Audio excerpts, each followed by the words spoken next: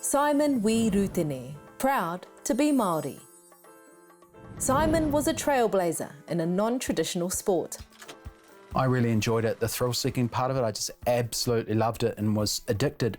Simon grew up in Rotorua and in the early days skied mostly at whakapapa. At the age of 12, he had won his first under-18 New Zealand champs. 5 years later, he was off to the Winter Olympics. The Olympics key selections aren't that easy, you have to not be injured.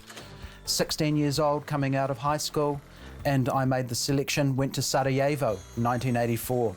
We all know about that place. It descended into war, but what an experience.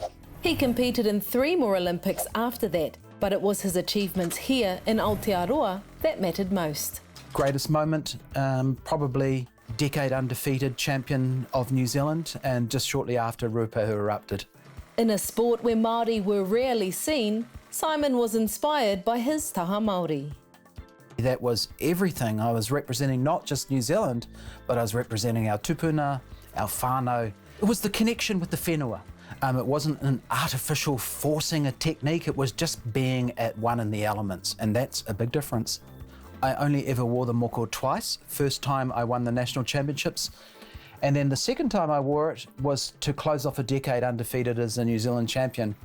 To me, I could find a sense of meaning about the experience that I was having in life through my culture, and that was a way that identified myself as markedly being different. I've remained involved in skiing since I stopped. I'm a governor on the world governing body, and that gives me opportunities to run the international events, select juries, referees, and that's something that I've done for the last 40 years, I suppose.